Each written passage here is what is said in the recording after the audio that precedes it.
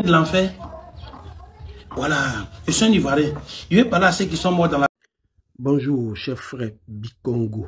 À toi, je m'adresse parce que ta vidéo, elle m'a beaucoup interpellé toute la nuit quand je l'ai écoutée. À travers toi, je veux aussi m'adresser à tous nos frères ivoiriens, parce que moi-même, je le suis, et aussi à toute la communauté. Vous voyez, nous avons connu une crise dans laquelle beaucoup sont morts. Plus de 3000 qu'on vous présente. Et aujourd'hui, quand je décide de me prononcer, parce que vous êtes adressé aux gardiens de l'enfer, ce qui veut dire que vos frères qui sont morts en Mati ont été jetés en enfer. Non. Si tu es religieux, tu vas savoir qu'il y a l'enfer et il y a le paradis. Mais pourquoi ne les as-tu pas positionnés au niveau du paradis et en enfer?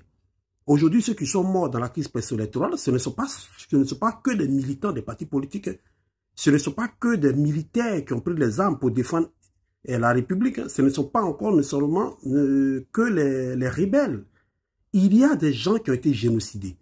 À Diokwe, des villages ont été exterminés. À Tabou, il y a des villages où il n'y a plus d'hommes. Quand les rebelles sont rentrés, ils ont exterminé tout cela. Au nord, au sud, à l'est, à Côte d'Ivoire, il y a eu des morts de part et d'autre. Pensez-vous que c'est de cette manière-là qu'on doit leur rendre hommage, mais c'est de cette manière-là qu'il faut faire comprendre à ceux qui vivent aujourd'hui que ça ne servait à rien. Beaucoup de ceux qui ont été militants, qui étaient dans la rue, ne sont pas morts pour Babo Laurent. Ils ne sont pas morts pour la fin de Ouattara. Ils sont morts parce qu'ils ont voulu un changement dans leur pays. Même ceux qui ont pris les armes, ils ont dit quoi? Qui voulaient apporter le changement en Côte d'Ivoire? Ils sont morts pour une bonne cause. Oui, dans le monde entier, les pays développés que vous voyez aujourd'hui, en France, ils ont coupé la tête du roi.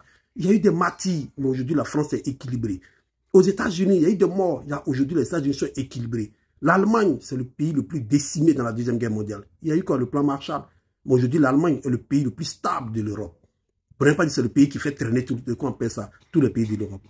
Aujourd'hui, ne pensez pas que faire une crise, c'est vrai, c'est dommage la guerre. Mais je dis qu'une crise, qu'on appelle ça, une prise de conscience pour un changement, ce n'est pas mauvais. Mais j'aurais préféré que tu les cases au niveau du paradis. Pas en enfer. Tu as fait le buzz parce que tu veux amuser la galerie. Mais en réalité, imagine les parents de ceux qui sont morts. Imagine-les. Aujourd'hui, imagine ta vidéo. Il y a-t-il des militants du RDR? Il y a-t-il des militants du PDCI, du FPI? Ça ne va pas empêcher qu'il y ait des militants du PPACI. C'est ça la politique. C'est la pure gestion de la société.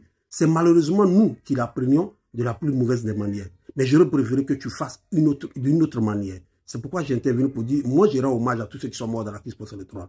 Je leur rends hommage et que Dieu les reçoive au paradis.